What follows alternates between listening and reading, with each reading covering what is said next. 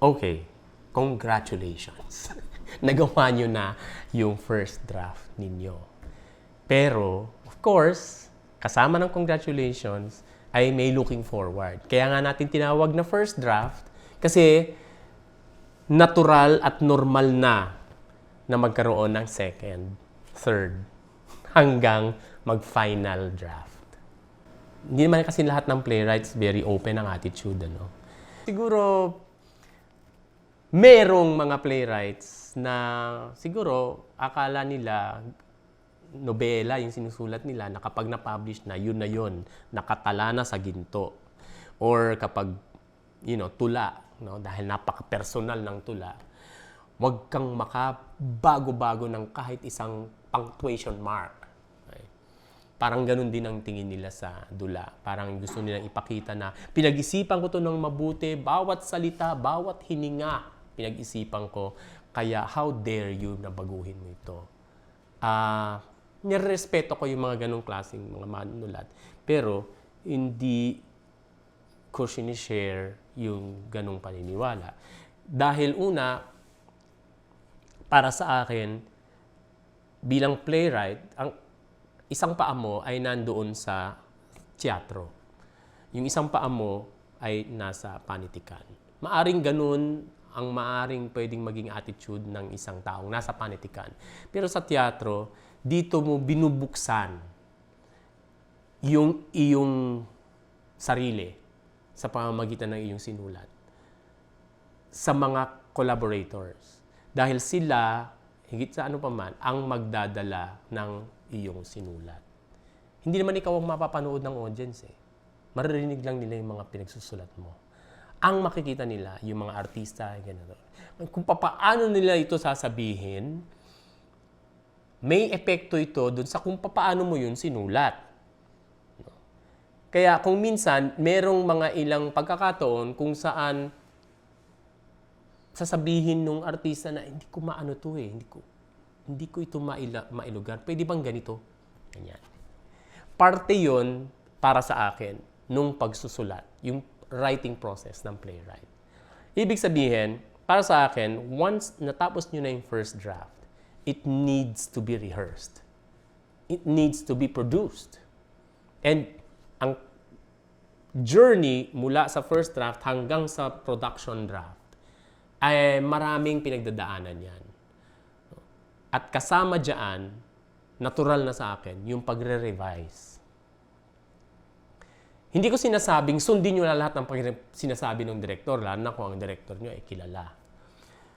Hindi ko rin sinasabi na tumanghod lang kayo sa lahat ng sinasabi. Pag sinabi ng artista, hindi ko ma-pronounce ito, timbangin mo rin. No? Kung importante sa'yo yung mga salita na sinulat mo to the point na hindi mo ito pwedeng baguhin at hindi mo pwedeng i-accommodate dun sa artistang yun. Diba? At hindi lang yun. Kasi pag nag-first reading, it needs to be read, no, publicly. When I say publicly, by the production team. Doon mo unang maririnig yung sinulat mo nang hindi ikaw ang nagbabasa. So, ibig sabihin, maaring iba yung paraan ng pagbasa nila. Maaring doon makakuha ka ng bagong ideya kung paano babaguhin o iti-tweak yung iyong mga salita. Pero bukod pa doon, pag una mong narinig yon sa bibig ng ibang mga tao, doon mo marirealize kung umaalsa ba yung dula o lumalaylay. Kasi pag lumaylay ito, di ibig sabihin, yung plinano mo, yung no matter how serious, no matter how earnest, no matter how dedicated, baka may pagkukulang. At dapat doon bukas ang iyong sarili. At dito nakakatulong, ideally, yung mga direktor.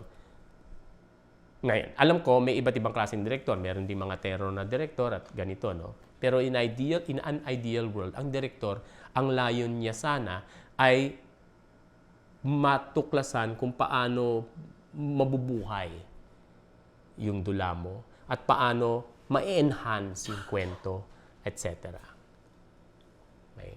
So, dito na papasok yung elemento ng pagtitiwala doon sa mga pinili mong makatrabaho.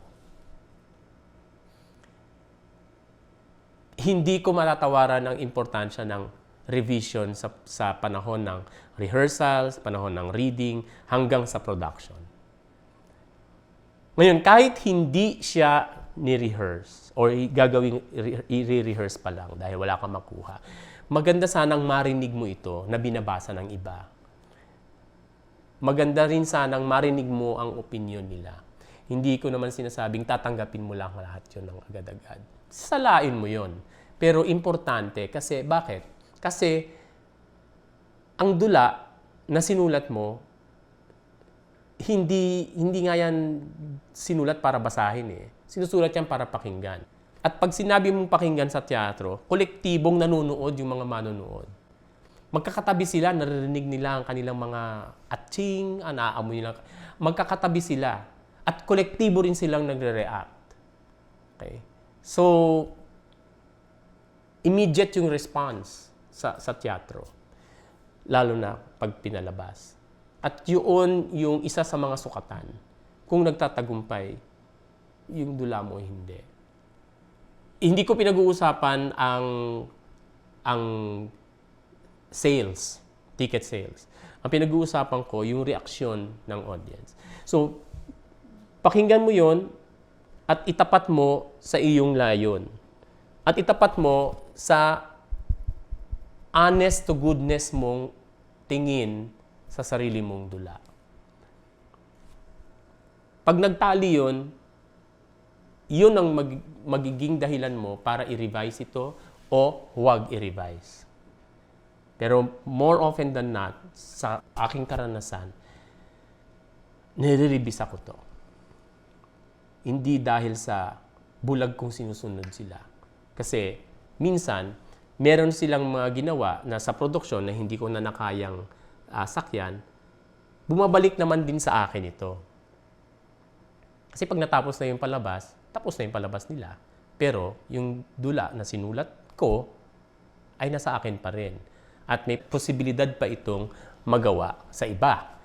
Or pwedeng ma-publish using my own version. So, ganun yung buhay ng isang dula. Okay. Gaya nga sabi ni Joseph Conrad, a work is never finished. It is only abandoned. And gusto kong tignan na ganun yung proseso ng pagsusulat ng kahit na anong forma. Pero specifically, especially sa pagsusulat ng dula. Hindi ito para sa akin natatapos. Iniiwan ko na lang ito dahil meron na akong ibang isusulat na dula. So, sa punto de vista ng pagre-revisa, importante ang two things.